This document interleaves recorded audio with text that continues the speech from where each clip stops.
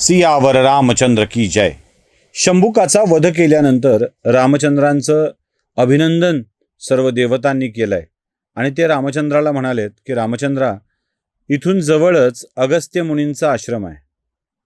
कुंभज अगस्त्य मुनी, ज्यांचा जन्म कुंभातून झाला, ती कथा आपण मागे बघितली आहे. त्या अगस्त्यांचा आश्रम जवळच आहे आणि त्यांनी एक जलशय्या नावाचं व्रत केलेलं होतं. त्याचं नेमकं समापन आजच आहे. जलामध्ये राहून त्यांनी तपश्चर्या केलेली होती, ते व्रत आज संपतंय आणि ते जलातून बाहेर येत आहेत. त्यांच्या दर्शनासाठी आम्ही जातोय. तुम्ही यावं अशी आमची इच्छा आहे आणि अगस्त्य मुनींची भेट आपण घेऊ. देवांचं सांगणं, अगस्त्य मुनींच्या भेटीसाठी रामचंद्रांची जाण्याची इच्छा होणं आणि रामचंद्रांनी जाणं, हे या उत्तरकांडातील कथेमध्ये सांगितलंय. आता पुढे खरी गंमत अशी आहे की रामचंद्रांची आणि अगस्त्यांची भेट होते. त्यानंतर अगस्त्य मुनी रामचंद्रांना एक 2-3 कथा सांगतात आश्रमात बसल्यावर. आता या कथांच्यामुळं या उत्तरकांडातले आणखी काही सर्ग वाढतात. म्हणजे आणि या सगळ्या कथा या तुम्हाला वेगवेगळ्या पुराणात ऐकायला मिळतील, वाचायला मिळतील, बघायला मिळतील. कोणतंही पुराण काढून बघा, त्यात तुम्हाला या कथा सापडतील. म्हणजे उत्तरकांडामध्ये वेगवेगळ्या पुराणातील कथा वेगवेगळ्या ऋषींच्या मुखातून सांगितल्या गेल्या आहेत किंवा रामचंद्रांच्या मुखातून सांगितल्या गेलेल्या आहेत. एक तर त्या रामचंद्रांना सांगितलेल्या आहेत किंवा रामचंद्रांनी सांगितलेल्या आहेत. आपण मागे धावतं आढावा त्या सगळ्या कथांचा घेतला होता. या अशाच काही कथा आहेत. अगस्त्य मुनींच्या आश्रमामध्ये रामचंद्रांचं आगमन होतं.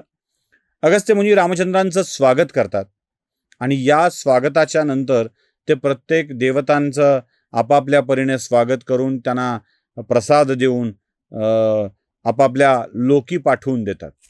इंद्र लोकी जातो, ब्रह्मदेव ब्रह्मलोकी जातात. प्रत्येकजण आपापल्या लोकामध्ये निवास करायला निघून जातो. रामचंद्र मात्र मागे राहतात आणि अगस्त्य मुनी रामचंद्रांना काही गोष्टी देऊ इच्छितात. ते म्हणतात की रामचंद्रा, माझ्याकडे जे आहे ते मला तुम्हाला द्यायचं आहे. रामचंद्र म्हणतात, नाही मुनिवर, मी राजा आहे आणि राजानी घ्यायचं नसतं, द्यायचं असतं, विशेषतः ऋषींना. मला पाप लागेल त्याने. अगस्त्य मुनी सांगतात, रामा, असं काही नसतं. राजा विद्वानांच्याकडून काहीतरी राजांनी घ्यावं, विद्वान जे देतात ते घ्यावं.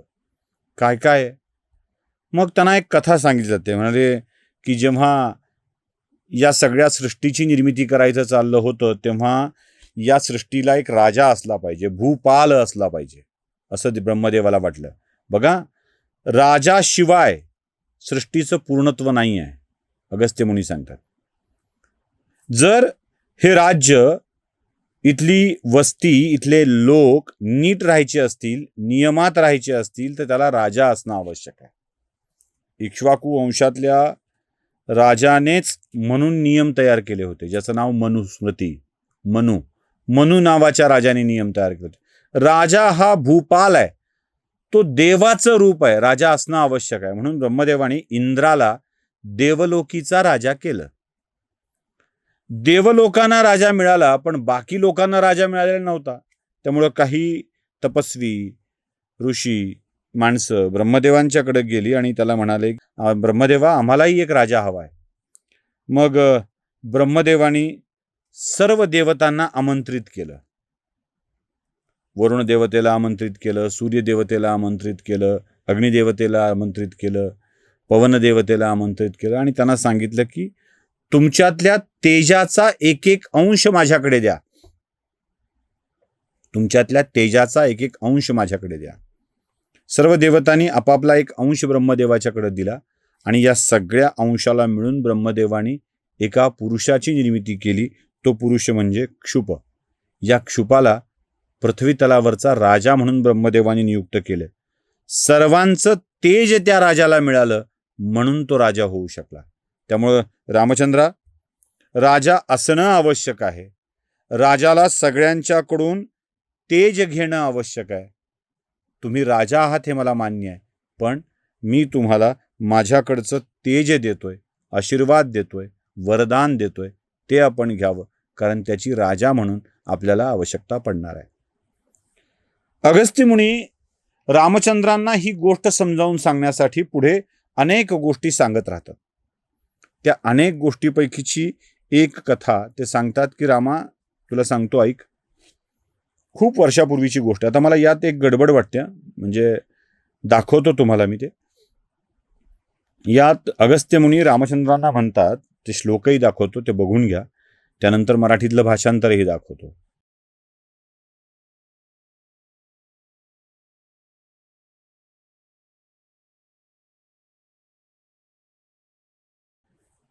ही गोष्ट आहे त्रेतायुगातली.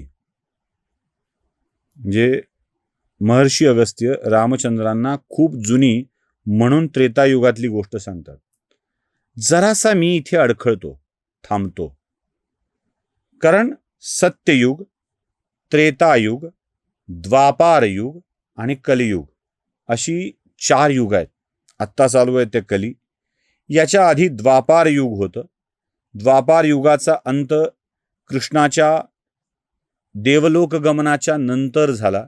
म्हणजे अभिमन्यूचा मुलगा परीक्षिती, उत्तरेचा बाळ, परीक्षित राजाच्या नंतर त्याचा मुलगा जन्मेजय. जन्मेजयाने सर्पयज्ञ केला आणि मग जन्मेजयाला त्याच यज्ञाच्या वेळी भागवत कथा सांगण्यात आली. ती कथा सांगितली यासाठी की तिथून पुढे कलियुगाचा प्रारंभ होणार आहे म्हणून. म्हणजे ते द्वापार युग होतं. त्याच्या आधी त्रेतायुग होतं, जे त्रेतायुग रामचंद्रांचं आहे.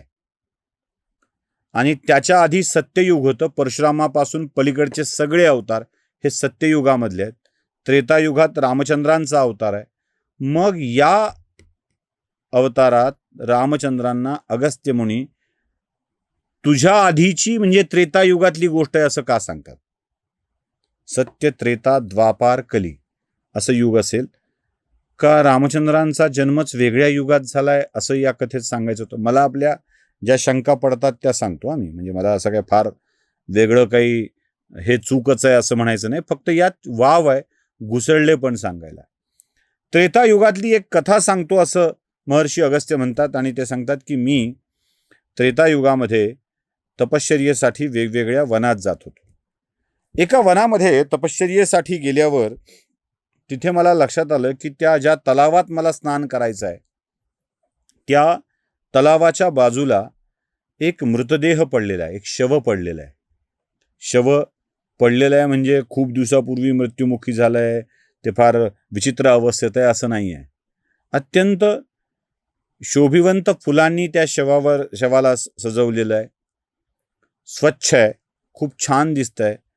माणूस मेला याची खात्री पण वाटणार नाही बघितल्यावर असं वाटेल, पण ते शव आहे कारण ते तिरडीवर झोपवलेलं आहे. मी जरासा आश्चर्यचकित झालो आणि त्या शवाकडे बघू लागलो रामा. तेवढ्यात काय झालं की स्वर्गातून एक सुंदर रथ तिथे उतरला. त्या रथामध्ये ब्रह्मलोकातून आलेला तो रथ, त्या रथामध्ये त्या शवाच्याच वर्णाचा एक राजा विराजमान होता. आणि त्याने उतरून त्या सगळ्या शवाकडं बघितलं. आणि तुला सांगतो रामा, हे ऐकवणार नाही आहे पण तरीही सांगतो की त्या शवासारख्या दिसणाऱ्या राजानं त्या शवाला आपला आहार बनवायला सुरुवात केली आणि अगदी तृप्त होईपर्यंत तो त्याच शवाला खात राहिला. रक्त, मांस तो खात होता. आणि एकदा त्याचं पोट भरलंय असं वाटलं आणि तो त्या शवाला तिथे सोडला आणि पुन्हा आपल्या रथात स्वार होऊन, मला वाटतं ब्रह्मलोकीचा रथ असावा तो, त्या रथात स्वार होऊन निघू लागला. तेवढ्यात मीच त्याला थांबवलं आणि विचारलं की हे राजन, तू कोण आहेस? तू असा शव का खातोयस? तुझ्यावर ही वाईट वेळ का आली? बर, शव सुद्धा तुझ्याच रूपासारखं दिसतंय. हे सगळं काय प्रकरण आहे? तुला असा का त्रास होतोय? तेव्हा त्या जो राजा स्वर्गलोकातून ब्रह्मलोकातून आला होता त्याने विचारलं, महात्मा आपण कोण आहात? ते म्हणाले, मी कुंभज अगस्त्य मुनी आहे, इथे तपश्चर्येलाच असतो. अगस्त्यांचं नाव ऐकल्याबरोबर तो रथातला माणूस खाली आला आणि त्याने अगस्त्यांना वंदन करून आपली कथा सांगायला सुरुवात केली. म्हणाला, मुनिवर, तो दिवस आला ज्या दिवसाची अनेक वर्षापासून मी वाट पाहत होतो. तो दिवस आज आलाय. मी तुम्हाला माझी कथा सांगतो. त्या राजानं आपली कथा सांगायला सुरुवात केली. म्हणाला, मी राजा श्वेत आणि या अवस्थेत का आलोय ते तुम्हाला सांगतो. का आलोय हा भाग पुढच्या भागात बघूया. नमस्कार.